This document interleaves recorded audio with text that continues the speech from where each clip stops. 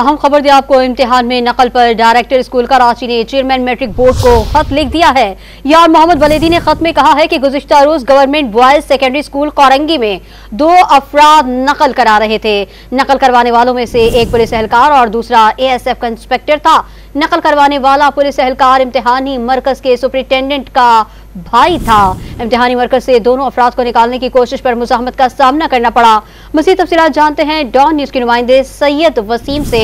वसीम, क्या तफसीलात हैं आपके पास, आगाह कीजिएगा। जी बिल्कुल, देखिए डायरेक्टर स्कूल एजुकेशन हैं यार मोहम्मद बालादी, जो कि विजिलेंस टीम का हिस्सा हैं। उन्होंने government boys secondary school Korangi का दौरा किया तो वहां पर दौरान इम्तिहान गैर मुताल्लिका लोगों को पर्चा लेते हुए पाया गया। डायरेक्टर स्कूल यार मोहम्मद बालादी ने जब पूछगछ की तो पता चला कि सेंटर जो एक है वो सेंटर सुपरिटेंडेंट का भाई जो पुलिस एहलकार था वो नकल करा रहा था।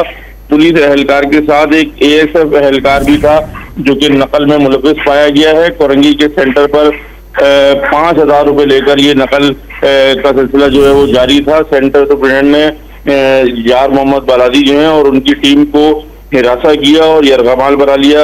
जो डायरेक्टर स्कूल है उनका कहना है कि रेंजर और पुलिस की मुदाखलत के बाद जो है वो उनको कई घंटों के बाद जो है वो सेंटर से बाहिफाजत निकाला गया। फौरी एक्शन लेते हुए उन्होंने सेंटर के जो सुपरिटेंडेंट हैं अली हबीब उनको मुअत्तल कर दिया है और पुलिस एहलकार और ASF एहलकार की शिकायत मुताल्लिका हुक्काम को कर दी गई है। जी सैयद वसीम, तफसीलात से आगाह कर रहे थे, आपका शुक्रिया।